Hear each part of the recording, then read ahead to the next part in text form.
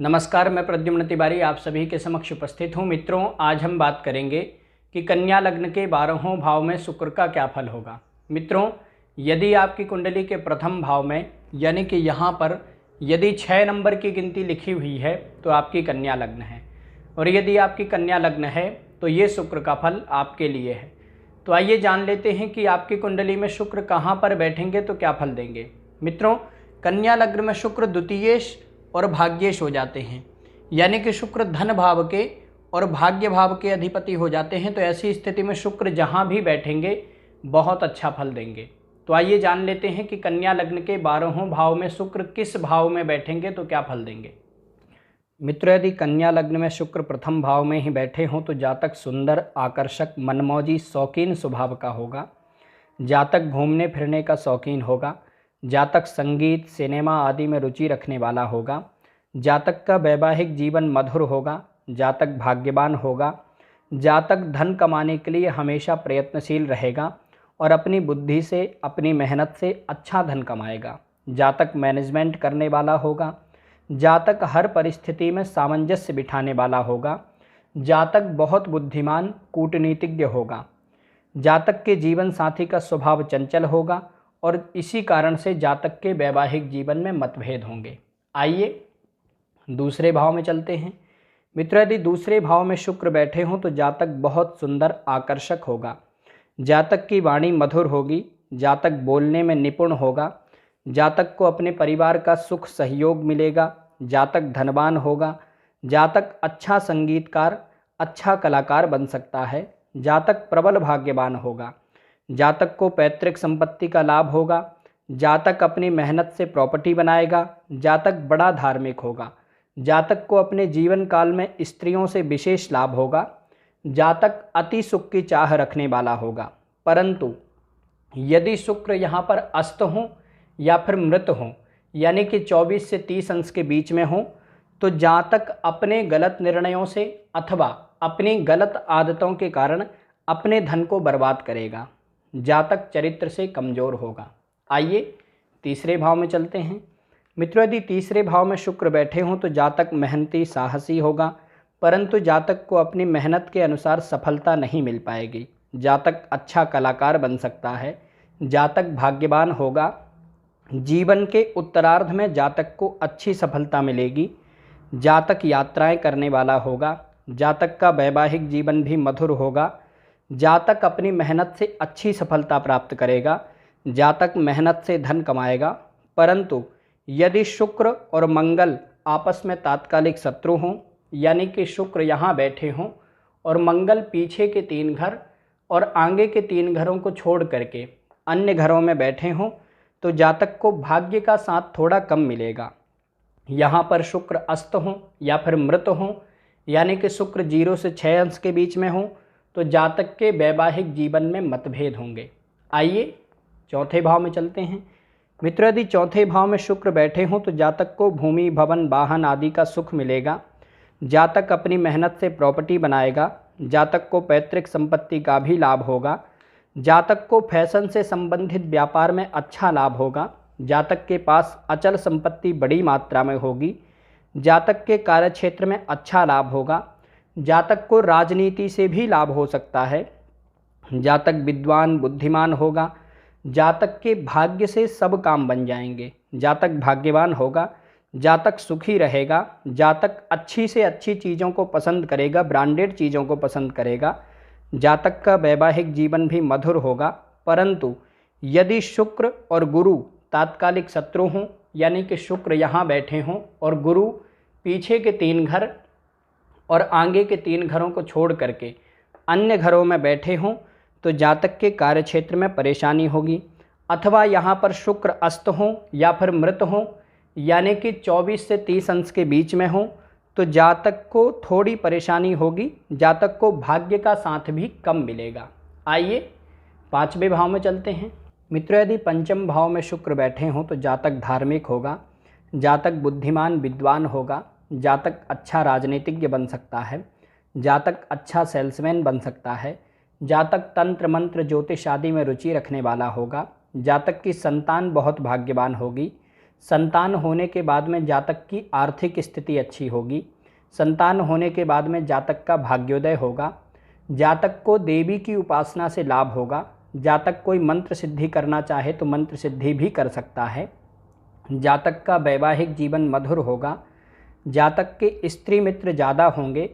जातक अपनी बुद्धि से खूब धन कमाएगा। जातक बड़ा धनवान होगा। जातक को संतान सुख भी अच्छा मिलेगा। आइए छठे भाव में चलते हैं।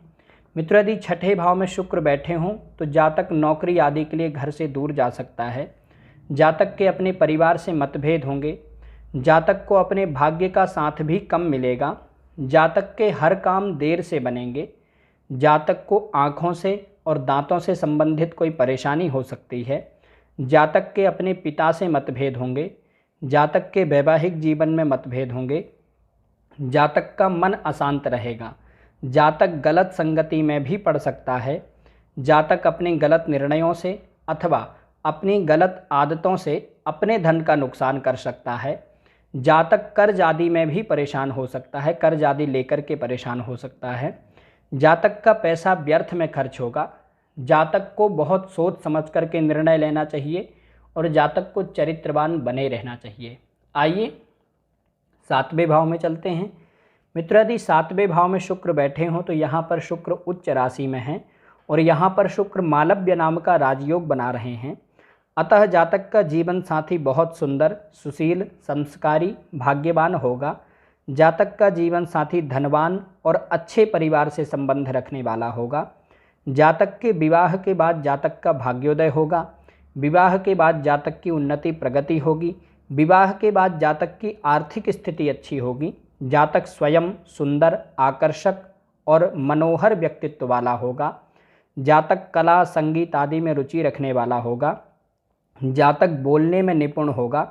जातक को व्यापार में खूब लाभ होगा। जातक अच्छी से अच्छी चीज़ों को पसंद करेगा, परंतु जातक का चरित्र कमज़ोर होगा। जातक अति कामुक प्रवृत्ति का होगा। जातक को चरित्रवान बने रहना चाहिए। आइए अष्टम भाव में चलते हैं। मित्रों, यदि अष्टम भाव में शुक्र बैठे हों तो जातक अपने परिवार की जिम्मेदारी उठाने वाला होगा। जातक अपनी मेहनत से अच्छा धन कमा लेगा। जातक को अचानक से भी धन लाभ होगा। जातक तंत्र मंत्र ज्योतिष आदि में रुचि रखने वाला होगा, परंतु जातक के अपने पिता से मतभेद होंगे। जातक के काम देर से बनेंगे। जातक को भाग्य का साथ थोड़ा कम मिलेगा। जातक के वैवाहिक जीवन में मतभेद होंगे। जातक का जीवन बहुत संघर्षमय होगा, परंतु जातक को धन की कमी नहीं होगी। जातक किसी भी प्रकार से धन कमा लेगा और जातक धन बचाएगा भी, परंतु जातक को थोड़ी स्वास्थ्य संबंधी समस्याएं हो सकती हैं। आइए नवम भाव में चलते हैं। मित्रों, यदि नवम भाव में शुक्र बैठे हों तो जातक प्रबल भाग्यवान होगा। जातक धार्मिक होगा।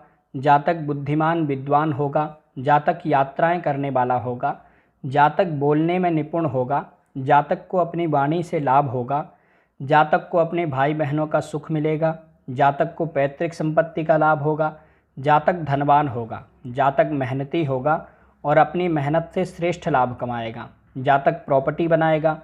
जातक के भाई बहनों को जातक से लाभ होगा। जातक को व्यापार आदि में सफलता मिलेगी, परंतु जातक निर्णय नहीं ले पाएगा। जातक भ्रमित रहेगा। आइए दशम भाव में चलते हैं। मित्रों, यदि दशम भाव में शुक्र बैठे हों तो जातक भाग्यवान होगा।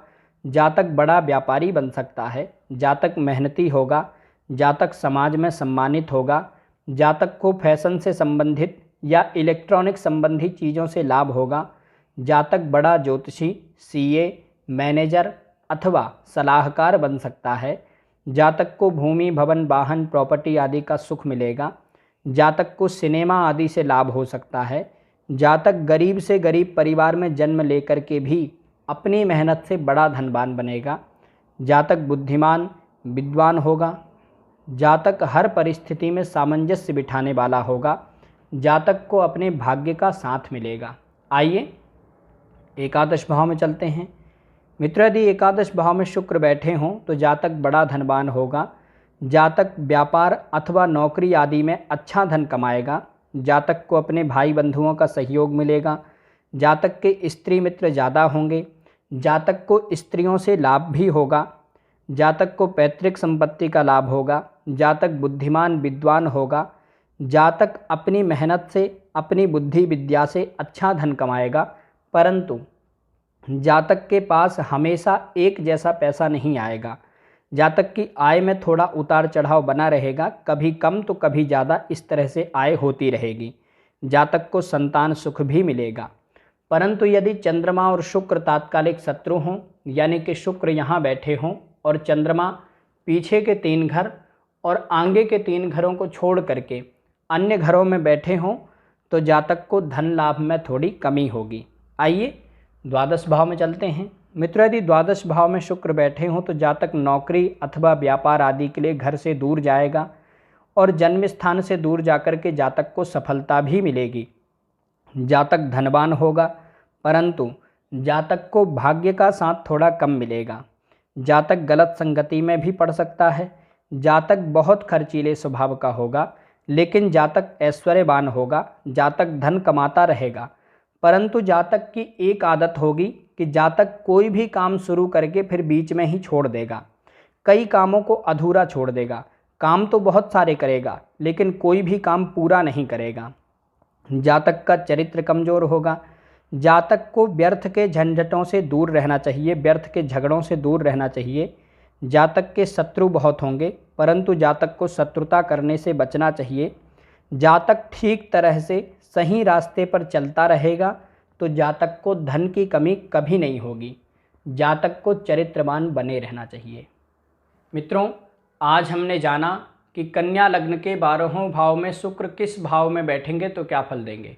मित्रों, यहाँ से जो शुक्र का फल बताया गया है, ये शुक्र का फल शुक्र की दशा, अंतर्दशा, प्रत्यंतर दशा में घटेगा। आज के लिए बस इतना ही। आशा करता हूँ कि ये जानकारी आपके लिए सहायक होगी। नमस्कार।